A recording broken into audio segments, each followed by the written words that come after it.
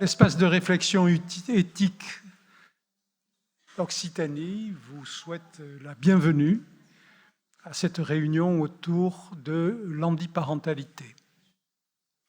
Alors, sans revenir sur ce qu'est l'espace de réflexion éthique, simplement pour rappeler à ceux qui ne le savent pas que l'espace de réflexion éthique, qui est une institution indépendante et autonome, même si elle est rattachée au CHU et si elle dépend administrativement du ministère de la Santé, a essentiellement deux missions. Celle, d'une part, d'acculturer l'ensemble des publics de professionnels à la formation, à la réflexion éthique, en particulier à la relation de soins, mais également les citoyens, puisque nous sommes aussi l'avancée, le bras armé du Comité consultatif national d'éthique concernant tous les problèmes de bioéthique et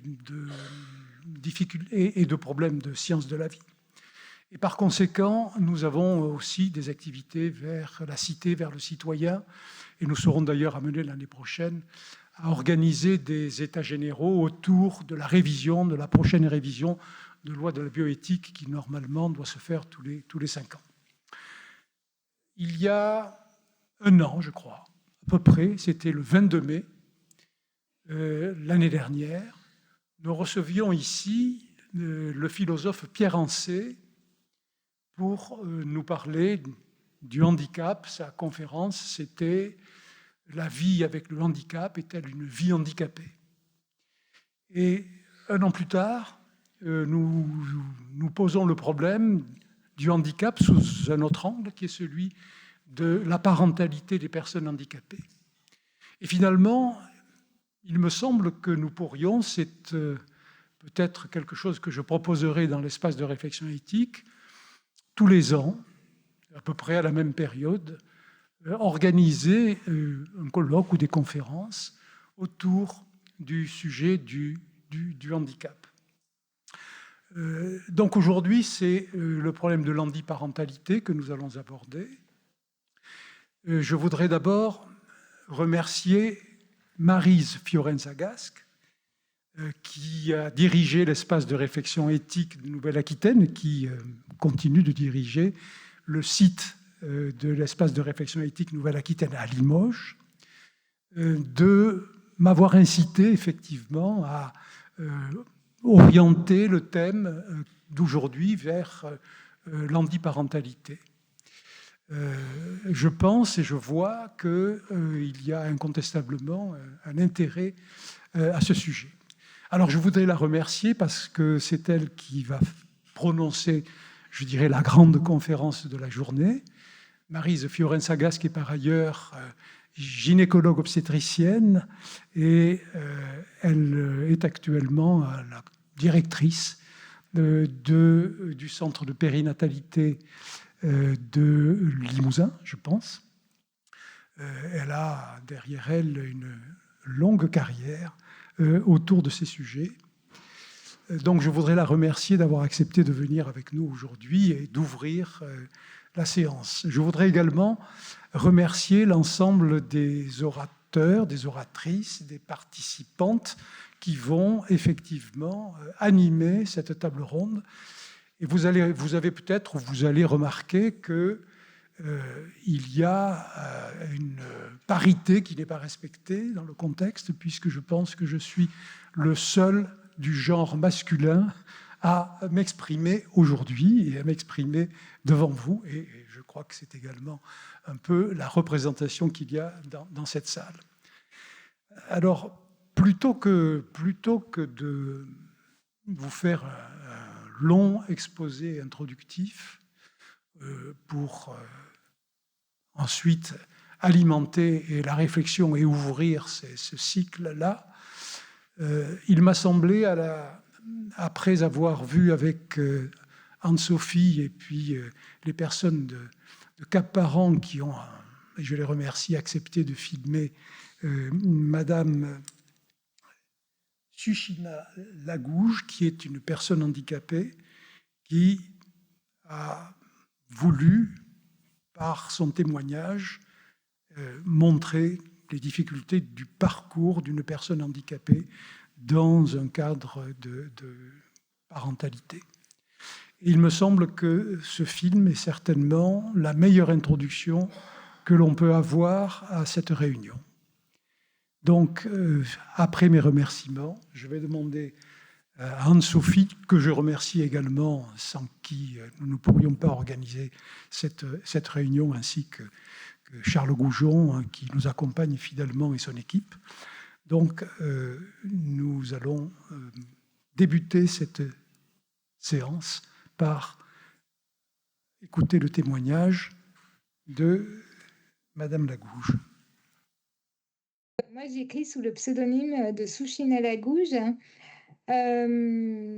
J'ai écrit pas mal de choses, du fantastique, de la SF, et là, j'ai écrit un livre qui s'appelle Une grossesse ordinaire, qui parle de mon parcours pour devenir maman, euh, en dépit de mon handicap et d'autres difficultés que j'ai pu rencontrer. Je crois que ce désir de devenir maman, c'est quelque chose de parfaitement banal, hein, et qui pose zéro question à la plupart des personnes, hein. Donc voilà, c'est un désir très très anodin, et en même temps, mais pour nous, les personnes handicapées, c'est pas anodin du tout, c'est pas banal, et ça peut devenir très compliqué. Euh, c'est un parcours qui est semé d'embûches. On doit beaucoup réfléchir aux implications que cette grossesse pourra avoir. On doit trouver des professionnels de santé qui acceptent de nous suivre. Et donc, c'est à la fois ordinaire et très, très compliqué pour nous d'accéder à cette maternité.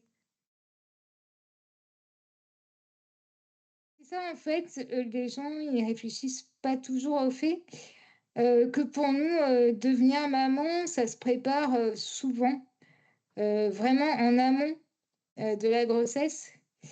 Et moi, j'ai consulté plein de professionnels de santé avant de lancer cette grossesse pour être sûre que j'avais leur aval, pour être sûre d'avoir une équipe médicale qui suive mon projet et qui n'essaie pas de m'en décourager, parce que ça arrive encore régulièrement, des professionnels de santé qui refusent de suivre des grossesses de personnes handicapées, surtout avec un handicap lourd comme le mien, puisque je suis tétraplégique. Et donc, ouais, nous, il nous a fallu 1 an et demi, avant même de lancer cette grossesse, le temps de trouver les bonnes personnes qui nous accompagnent. Et on a eu de la chance parce qu'on a trouvé des professionnels de santé vraiment à l'écoute, et ça s'est plutôt bien passé. Mais à côté de ça, moi, j'ai connu des fausses couches, en plus de ces difficultés liées à mon handicap. Et donc, c'est un parcours qui a été encore plus long. Et le fait de connaître d'autres difficultés en plus du handicap, ben, ça a rajouté encore du temps. On a fallu beaucoup de résilience pour arriver à avoir cet enfant, avec des difficultés qui s'ajoutaient aux difficultés, et ça a été extrêmement compliqué, quoi. J'ai eu un parcours PMA pour essayer de déterminer d'où venaient ces fausses couches et comment y remédier. Mais le personnel médical était très frileux à l'idée de traiter ces fausses couches et à l'idée de mettre en place une stimulation ovarienne pour aider, quoi. Parce qu'ils avaient peur des risques de phlébite liés au handicap, au fait que je sois toujours en position assise. Et ils avaient peur des grossesses multiples. Et donc, mon handicap a fait que j'ai accédé à un traitement de PMA très très tard, au bout de 2 ans et demi, à enchaîner les fausses couches tous les 4-5 mois. Donc voilà, ça a retardé vraiment la prise en charge. Et psychologiquement, c'était très compliqué, quoi, d'enchaîner les grossesses qui se terminaient systématiquement par des fausses couches, quoi. Donc c'est vrai que le handicap peut entraîner une certaine frilosité chez le corps médical qui a pas trop envie de nous donner les médicaments qui nous permettraient d'accéder à la maternité, quoi. Mmh. Et une fois ce parcours PMA engagé, comment ça s'est passé? Et ben, une fois que j'ai eu accès, à la stimulation ovarienne, les premiers mois, je suis tombée enceinte et la grossesse a tenu. Voilà, donc je pense que, c'était peut-être le petit coup de pouce, dont j'avais besoin et que j'ai attendu tellement longtemps et Mmh. qui aurait pu, nous décourager, d'avoir cet enfant parce que, ouais, c'est très lourd psychologiquement, c'est très lourd médicalement, Mmh. et voilà, d'aller voir les professionnels de santé, de subir des examens, dans des centres médicaux qui sont pas forcément accessibles, hein, Mmh. avec un personnel qui est un peu agacé parce que, on est handicapé, c'est un peu plus long de nous examiner, Mmh. ils ont pas le matériel adapté, et donc tout ça, c'est compliqué. Faut le supporter, quoi. Ouais. Et donc ouais, il y a eu des moments où avec mon mari, on se disait: «Ouais, c'est trop dur, on laisse tomber, quoi. On fait Mmh. une pause, on laisse tomber, on va renoncer à ce projet parce que, ça devient trop lourd, quoi». Mmh. Et je pense qu'il y a pas mal de gens qui, renoncent parce que les embûches médicales sont multiples, quoi.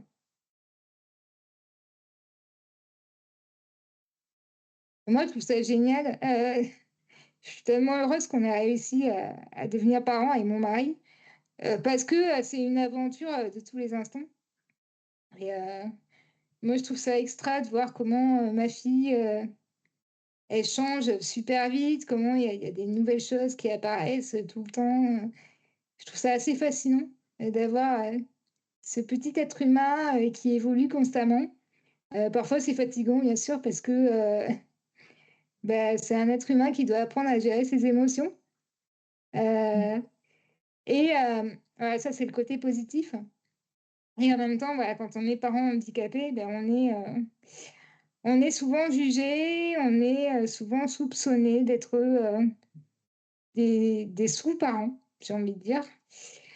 D'être, comment dire, un sujet de tristesse pour nos enfants, voire un traumatisme pour nos enfants et ça, c'est compliqué, à assumer au quotidien. C'est-à-dire que dans la cellule familiale, on est parfaitement heureux, mais quand on arrive à l'extérieur, on a, cette suspicion de la part de personnes qui nous regardent et Mmh. ça reste compliqué, je trouve.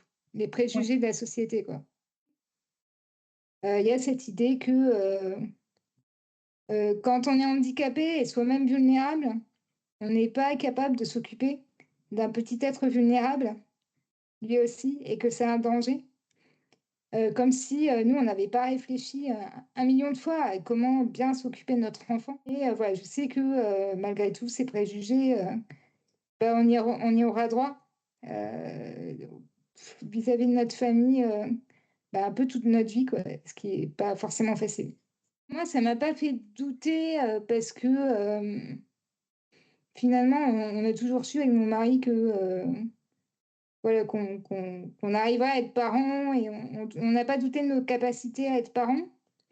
Mais ouais, ça entraîne, beaucoup de stress, au Mmh. quotidien où je me dis: «Est-ce que, ma fille, elle va pas être jugée, parce que moi, je suis handicapée, est-ce que ça va pas être un poids pour elle aussi?» Et ça, c'est dur, de me dire que, bah, moi, j'ai subi des discriminations toute ma vie et que, ça va rejaillir sur ma fille. Et oui. Hem, c'est un peu un paradoxe, et en même temps, j'ai envie de dire, on s'en fout.